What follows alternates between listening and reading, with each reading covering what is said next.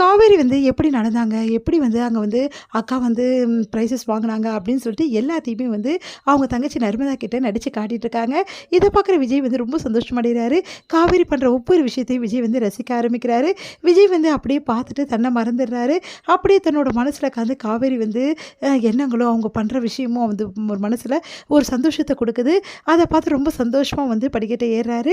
அடுத்து வந்து இங்க என்ன பண்றாங்க, காவேரி வந்து அவங்க தங்கச்சிய அனுப்பிச்சுட்டு வராங்க. "ஏங்க உங்ககிட்ட ஒரு விஷயம் சொல்லணும்." "சொல்லு" அப்படி சொன்னோனே, "என்ன விஷயம் சொல்லணும்?" அப்படி கேட்குறாரு. இல்லைங்க, உண்மையிலேயே வந்து நர்மதா கிட்ட நீங்க இப்படி பேசுவீங்கன்னு நினச்சு கூட பார்க்கல. அவகிட்ட பேசணும்னா அவ எவ்வளோ சந்தோஷப்பட்டா பார்த்தீங்கல்ல. அன்னைக்கு ரொம்ப வருத்தப்பட்டு போனாங்க. இன்னைக்கு நீங்க பேசுனது அவளுக்கு அவ்வளோ சந்தோஷத்த குடுத்துருக்கு."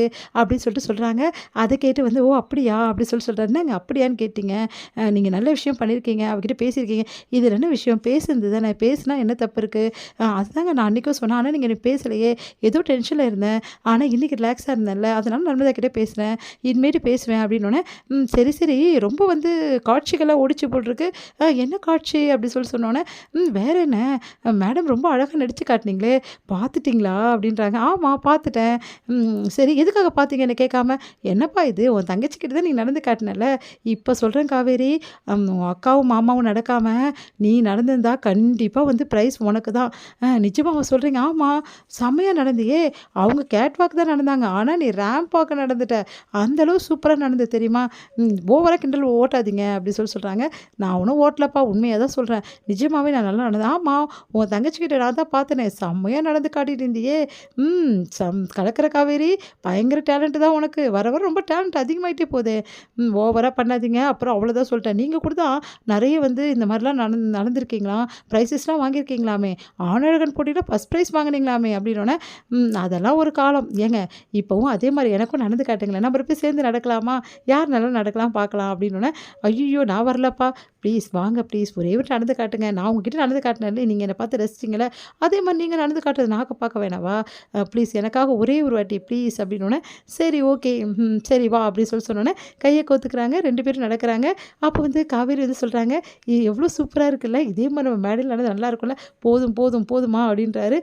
உண்மையிலேயே நீங்க செமங்க. எல்லா டேலண்ட்டும் உங்ககிட்ட இருக்குல்ல. உன்கிட்ட கூட தான்." அப்படின்னோனே 2 பேரும் சிரிக்கிறாங்க. அடுத்து வந்து இங்க என்ன பண்றாங்க, கங்காவும் குமரன் வந்து ரொம்ப சந்தோஷமா இருக்காங்க. அவங்களுக்கு ஃபோன் மேல ஃபோன் வந்துகிட்டே இருக்கு. இந்த மாரி நெறைய ஆர்டர்ஸ் இருக்கு. இதெல்லாம் நீங்க தான் பண்ணணும் அப்படின்னு சொல்லிட்டு வந்து ஆர்டர்லாம் வந்து பிக்கப் பண்ணிக்கங்க அப்படின்ற மாரி சொல்றாங்க. அத கேட்டு ரொம்ப சந்தோஷமா வீட்ல உள்ளவங்க எல்லார்கிட்டயும் சொல்றாங்க. "பாத்தியா எவ்வளோ ஆர்டர்ஸ் வருதுன்னு சொல்லிட்டு. யாருமே இல்லாம கடையில உட்காந்துருந்தோம். இப்ப பார்த்தா இவ்வளோ ஆர்டர்ஸ் வருது. இதுக்கெல்லாம் காரணம் அதில ஜெயிச்சது தான். பார்த்தீங்களாங்க, ஜெயிச்சா எல்லாமே நம்மள தேடி வரும். புரியுதா?" அப்படி சொன்னோனே, "ஆமா கங்கா, நீ சொல்றதும் கரெக்ட் தான்." அப்படின்னு சொல்லிட்டு குமரன் வந்து சொல்றாரு. "சரிங்க, இவ்வளோ ஆர்டர்ஸ எப்படி நம்ம முடிச்சு குடுக்க போறோம்? முடிச்சு குடுத்து தான் ஆகணும். நம்ம கடையில நெறைய ஆளுங்கள போட்டுக்கலாமா? ஆனா அவங்களுக்கெல்லாம் சம்பளம் குடுக்கணுமே. உடனே குடுக்க முடியாதுல்ல. ஆர்டர்ஸ் தச்சு குடுக்கணும். அதுக்கப்புறம் அவங்க வந்து அந்த காச குடுப்பாங்க. அதுக்கப்புறம் தான் நம்ம ஆளுங்கள போட முடியும். அதனால வேலைக்கே ஆவாது. நம்ம தான் சூப்பரா இறங்கி செஞ்சாகணும்." அப்படின்னோனே, "சரி கங்கா, நீ என்ன சொல்றியோ அத நான் கேட்குறேன் போதுமா?" அப்படின்னோனே ரொம்ப சந்தோஷப்படுறாங்க கங்கா. அடுத்து வந்து குமரன் கிட்ட ஒரு விஷயம் சொல்ல, "சாரிங்க, அன்னைக்கு உங்ககிட்ட நான் கோச்சுக்கிட்டேன். ஆனா இன்னைக்கு நீங்க வந்து அந்த சந்தோஷத்த எனக்கு குடுத்துட்டீங்க." அப்படின்றாங்க. "பரவால்ல கங்கா, நீ வந்து இல்லன்னா எனக்கு சந்தோஷம் கிடைச்சிருக்காது." அப்படி சொல்லிட்டு கங்காவோட கைய பிடிக்கிறாரு குமரன். உடனே கங்கா சந்தோஷம் அடையறாங்க. அடுத்து இவங்க 2 பேரையும் பார்த்து ரொம்ப சந்தோஷம் அடையறாங்க. பாட்டியும் வீட்ல உள்ளவங்களும். இதோட முடியுது.